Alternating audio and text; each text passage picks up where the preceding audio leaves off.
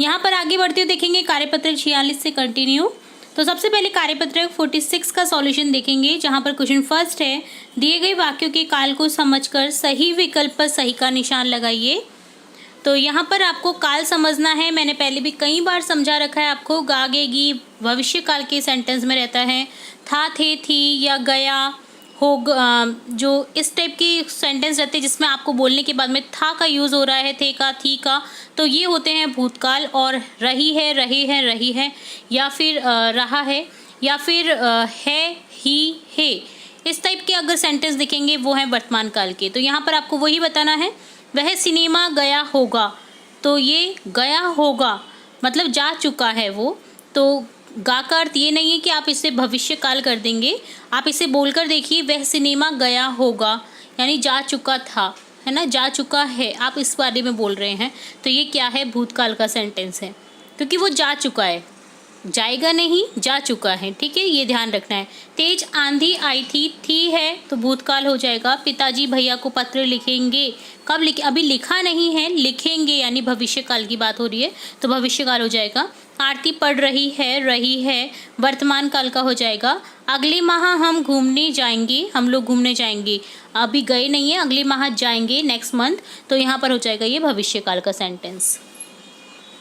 Second है, वाक्य को निर्देशानुसार बदलकर पुनः लिखिए। मैं इस घर में रहता था, भूतकाल में है। मैं इस घर में रहता हूँ, वर्तमान काल। तो इसी तरह से आपको देखना है। मोर नाच रहा है, वर्तमान काल। मोर नाच रहा था हो जाएगा भूतकाल में।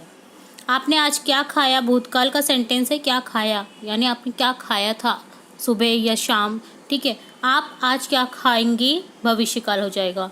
वह कॉलेज में पढ़ती थी, भूतकाल। वह कॉलेज में पढ़ती है, वर्तमान काल। कल विद्यालय में छुट्टी है, भविष्य काल। कल विद्यालय में छुट्टी थी, भूतकाल।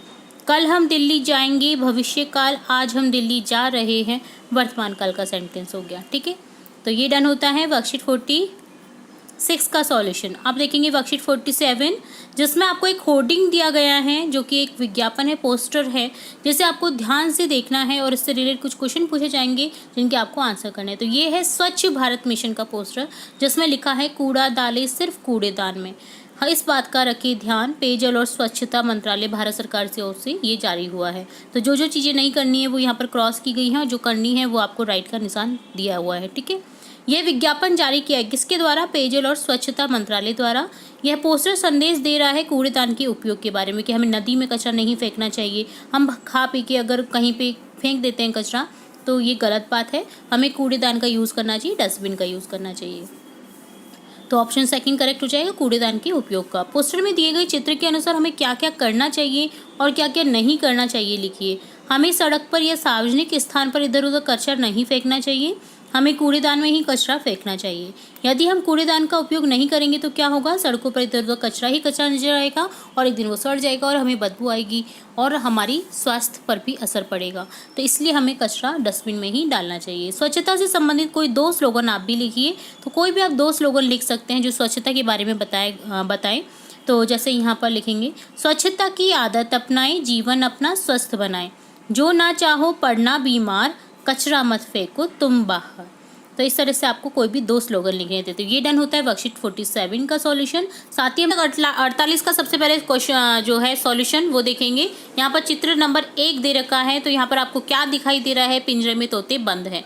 चित्र नंबर 1 में पक्षी क्या महसूस कर रहे हैं, पक्षी अपने आप को परतंत्र महसूस कर रहे हैं यानी किसी के अधीन। ठीक है, अब यहाँ पर चित्र नंबर 2 दे रखा है, जिसमें कुछ पक्षी जो हैं वो आकाश में उड़ रहे हैं।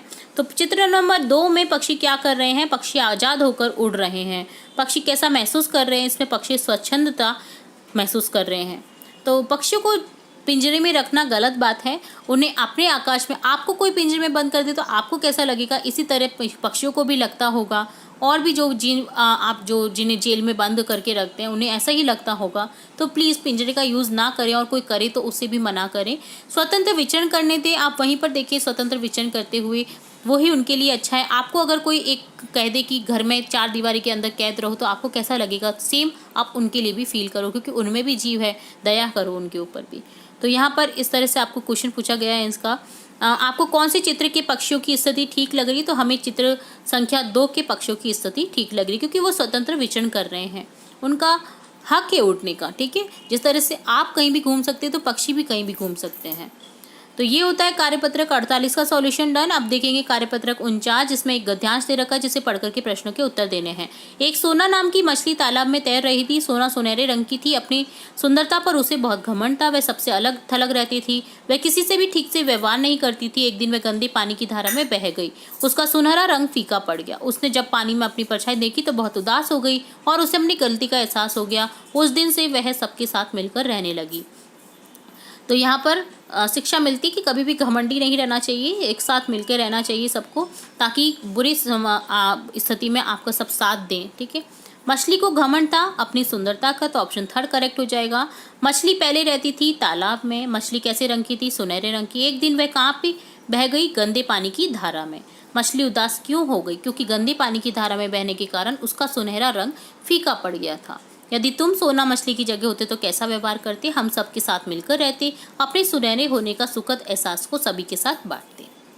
नीचे दिए गए शब्दों के अर्थ लिखकर वाक्य बनाइए। घमंड, गर्व, जिसका अर्थ होता है गर्व। प्रशांत को अपने प्रथम आने पर घमंड था। परछाई, जिसका अर्थ होता है छाया। गाय पेड़ की छाया में बैठी थी। सुनहरा, जिसका अर्थ होता है सोने जैसा, उसकी गुड़िया के बाल सुनहरे थे। धारा, जिसका अर्थ होता है लहरें, लोग गर्म पानी की धारा में चावल पका रहे हैं। उदास अर्थात दुखी, अपनी नई फ्रॉक फट जाने से पिंकी उदास हो गई। तो ये डन होता है कार्यपत्रक 49 का सॉल्यूशन। अब देखेंगे कार्यपत्रक 50, जिसमें एक और आपको गद्यांश दिया गया है जिसमें प्रश्नों के उत्तर देने हैं, जिसको पढ़ करके। तो चलिए पहले से रीड करेंगे। मैं तो वही खिलौना लूंगा, मचल गया दीना का लाल, खेल रहा था जिसको लेकर राजकुमार उछाल उछाल। ये गद्यांश नहीं है, ये पद्यांश है, यहाँ पर गलत लिख दिया गया है, ठीक है, पद्यांश है ये। व्यथित हो उठी माँ बेचारी, था सुवर्ण निमित्त वह तो, खेल इसी से लाल, नहीं है राजा के घर भी ये तो। राजा के घर नहीं नहीं माँ, तू मुझको बहकाती है, इस मिट्टी से खेलेगा क्या, राजपुत्र तू ही कह तो। फेंक दिया मिट्टी में उसने मिट्टी का गुड्डा तत्काल। तो यह एक बच्चे की हट दिखाई गई है कि राजकुमार जिससे खेल रहा है वो उसको चाहिए था, बट उसकी माँ उसको मिट्टी का खिलौना देती है तो वो उस मिट्टी के खिलौने को फेंक देती है, ठीक है।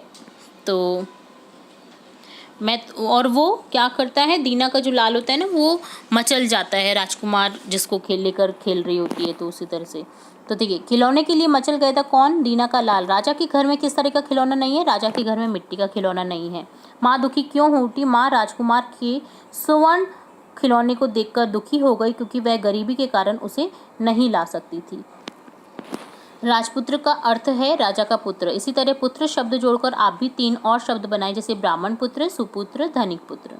उपयुक्त गद्यांश में से सर्वनाम छांटकर लिखिए जो कि संज्ञा के स्थान पर यूज किए गए हैं, जैसे मैं, वही, जिसको, वह, यह, मुझको, तू, इससे, उसने। इस कविता में बच्चा माँ से नाराज हो रहा है, क्यों? क्योंकि बच्चे को वही सोने का खिलौना चाहिए था जिससे राजकुमार खेल रहा था और उसकी गरीब माँ उसे ला नहीं रही थी। उसकी गरीब माँ ने उसे मिट्टी का खिलौना दिया जिसे उसने पटक दिया। आपने भी कभी किसी वस्तु के लिए जिद की है? उसके बारे में लिखिए। हाँ, हमने भी एक बार एक सुंदर पोशाक के लिए जिद की थी जो बहुत महंगी